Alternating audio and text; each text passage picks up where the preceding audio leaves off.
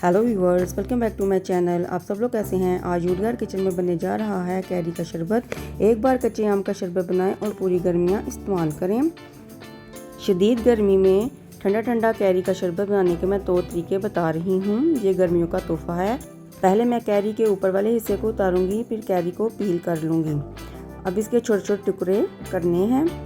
मैं 2 तरीक़ों से इसका शरबत तैयार करूँगी। एक कैरी को मैं एक पैन में डालूंगी और उसमें मैंने 1 गिलास पानी शामिल किया है।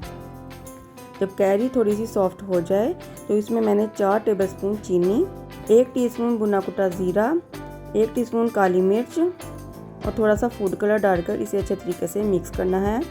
चीनी आप अपने टेस्ट के हिसाब से कम ज़्यादा कर सकते हैं। इसमें मैंने रेगुलर नमक और थोड़ा सा काला नमक भी शामिल किया है।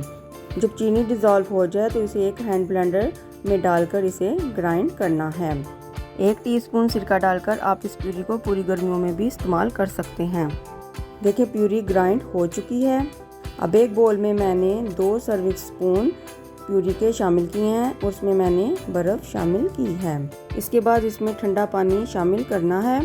मज़ेदार प्यूरी वाला कैरी का शरबत तैयार है। अब मैं दूसरा कैरी का शरबत तैयार करती हूँ। एक हैंड ब्लेंडर में मैंने कैरी, पुदीना, 1 हरी मिर्च, 3 टेबलस्पून चीनी, आधी टीस्पून भुना कुटा ज़ीरा, आधी टीस्पून काली मिर्च, आधी टीस्पून रेगुलर नमक और थोड़ा सा काला नमक डालकर इसे ग्राइंड करना है। इस शरबत को हम स्टोर नहीं कर सकते, इसे उसी वक्त बनाना है और इसे इंजॉय करना है। एक बोल में मैंने बर्फ़ शामिल की है और ग्राइंड किया हुआ कैरी का शरबत शामिल करना है। आप इस शरबत को स्ट्रेन करके भी पी सकते हैं।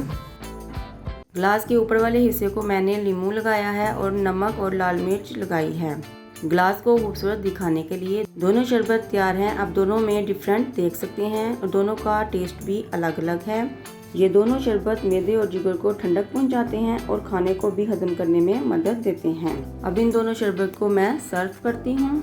देखिए आप इसकी लुक देख सकते हैं। आप इसे ज़रूर ट्राई करें, ये बहुत ठंडक पहुंचाते हैं।